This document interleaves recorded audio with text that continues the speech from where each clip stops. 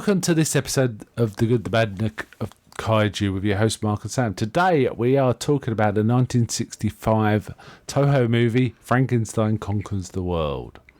Hi Sam. Hi. Now we thought this was one we couldn't find it initially, but you'd managed to dig it out from somewhere, an English dub as well. Yeah. So we wanted to slot this one in. One of the reasons I personally want to see this is because it's supposedly the prequel to War of the Gargantuas, which is one of my favourites. It's not supposedly. It is. It is the prequel. It is. It just doesn't seem to naturally follow on from what I remember of those stories, other than that it looks similar.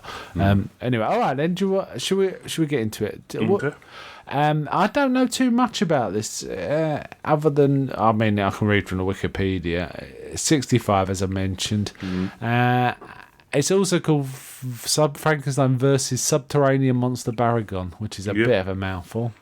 And it was a co-production, Toho and I think we saw AIP on it, but it says UPA in Wikipedia. Yeah.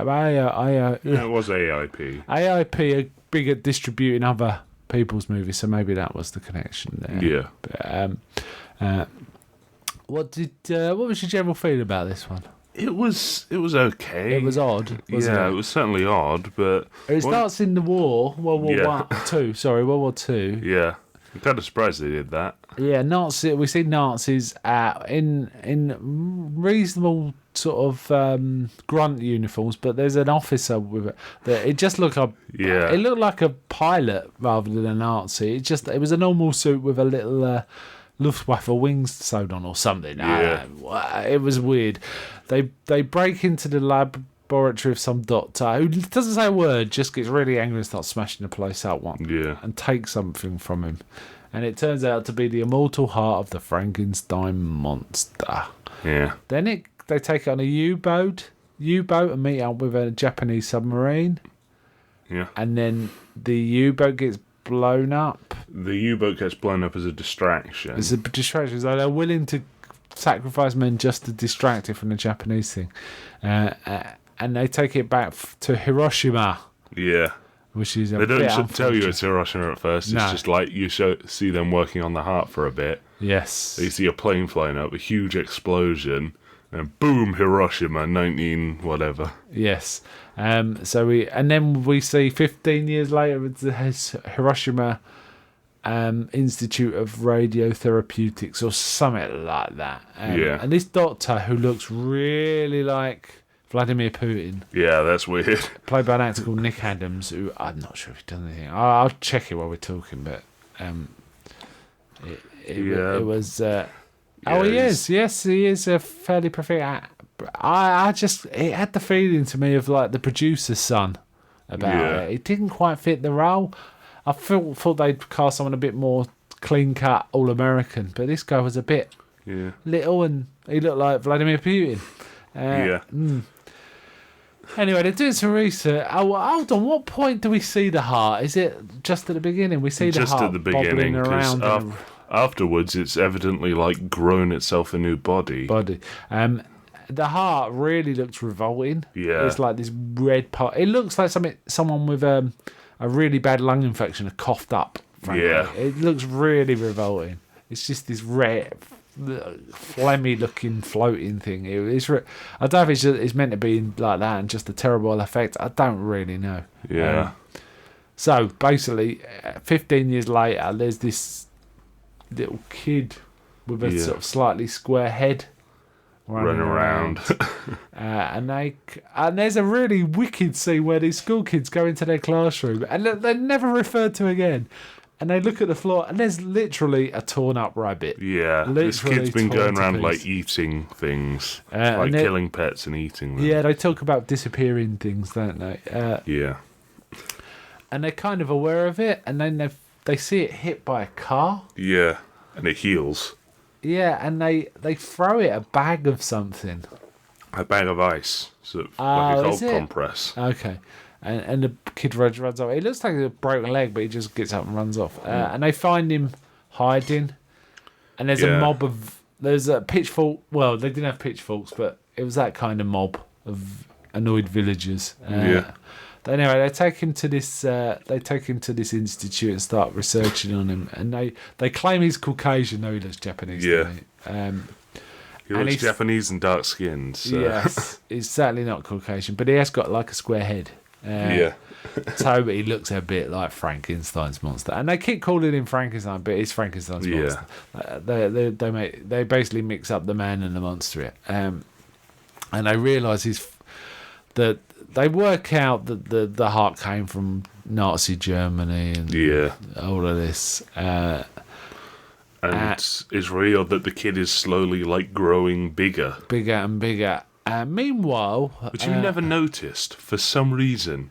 I didn't know it. I thought, well, it's like because once he gets to his biggest, you just went, "Wait, he's bigger." When he's been slowly been shown to get bigger the entire film. And it's something to do with his intake of protein for some reason. That's the key ingredient here.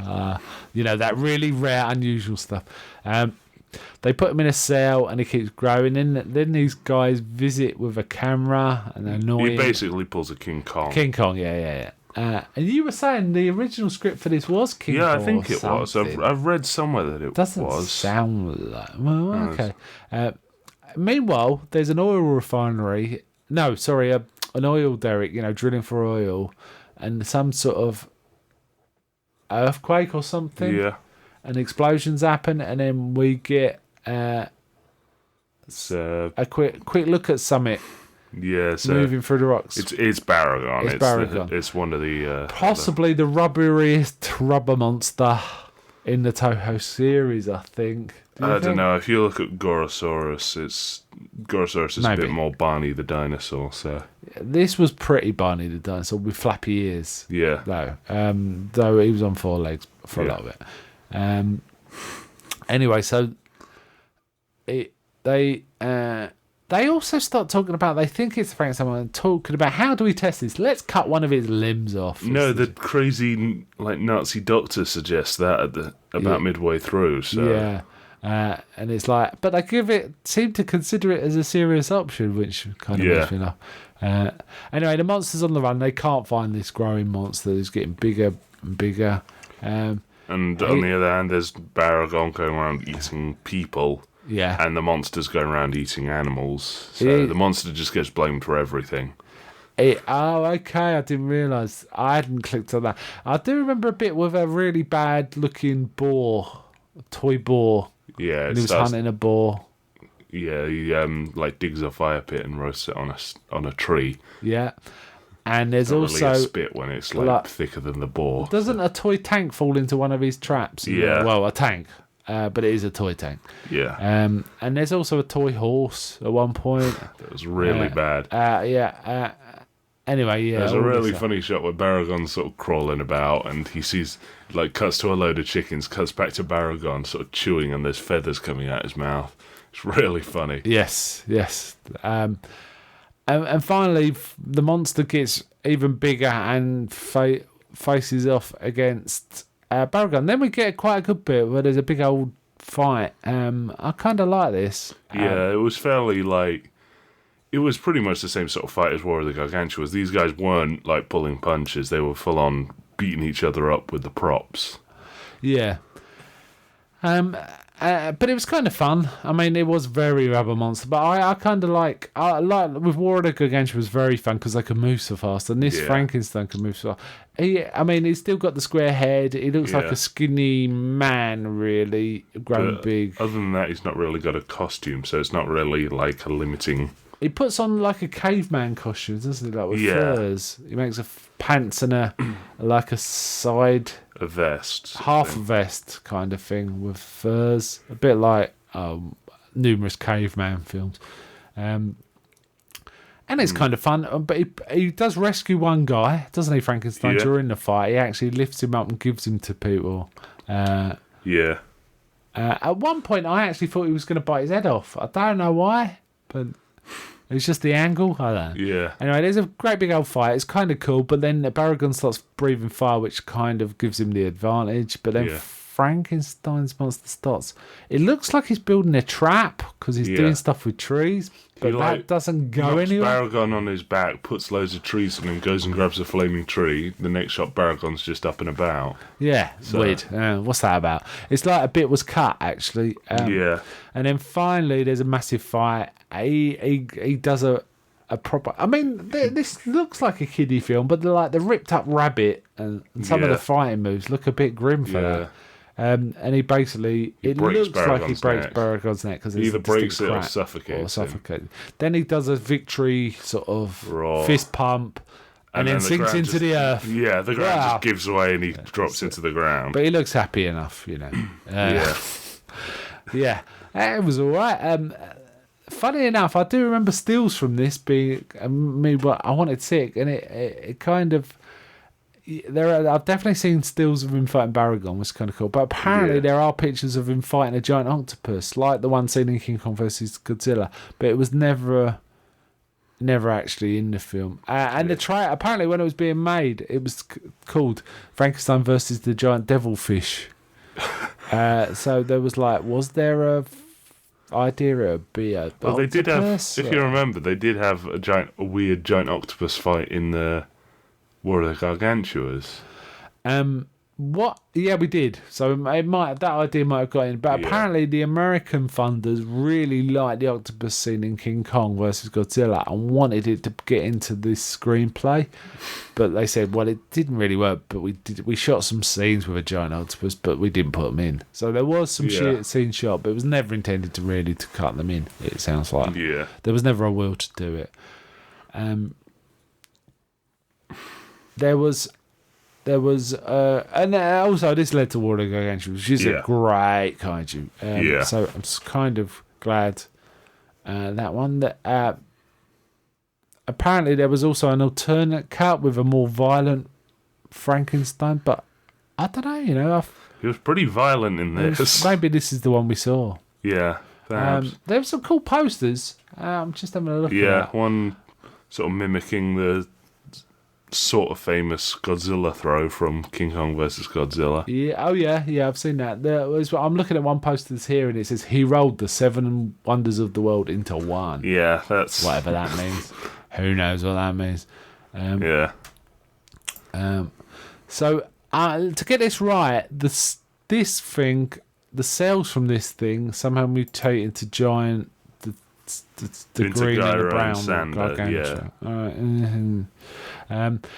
But they actually the American dub took out all references to Frankenstein. But you were saying in the German dubs of a lot. Yeah, in a few of the German dubs of the Godzilla films, it's like all the opposing monsters are somehow related to Frankenstein. Weird. How weird. What was that? Very weird. It's kind of interesting to see. I mean, this is almost like a crossover of Universal and Frankenstein because it is riffing on the Universal version of Frankenstein. Yeah. On Frankenstein's monster. But this kind of is a kaiju version of that. So it's a weird idea and it's kind of cool to see, but it's just not that entertaining. A kaiju movie. Nazis in a kaiju movie is weird. Yeah. And I've got a feeling it's the sort of thing Guillermo del Toro would put into Pacific Rim too. I could just see it, you know. Old Nazi Jaeger. Yeah, but he's probably done enough Nazi stuff with his Hellboy stuff. But it's kind of a Nazi Jaeger would be kind of cool. Iron Sky 2 would be a good place to have something like that. Well, there's already an Iron Sky 2 and that's got dinosaurs. Oh, is it out? I thought it was in production. Well, I'm not sure. I want to see it if it's out. It's either. Sure. Oh, it's directed by Honda, who did the original Godzilla. It didn't feel that good. No. It felt a real cheap knockoff, actually. How about that? Yeah, all right then. Should we get on to scoring this? Okay. A bit of fluff. What would you give it out of 10? I'd give it about a 5. Yeah, I'd give it a 5, I think. Yeah. The Baragon was particularly rubbery. I like the Frankenstein monster thing, but the plot was all over the place, and some of the logic was a bit incoherent, and it was weirdly graphic in places too. Who knows why? All right then. So I think next time we're actually going to finish the Kaiju series. But you never know, something might crop up. We'll certainly finish it for now. We'll certainly reopen it once Pacific Rim 2 and Godzilla 2 come out. But next week it'll be Godzilla 2014. Bye from me. Bye.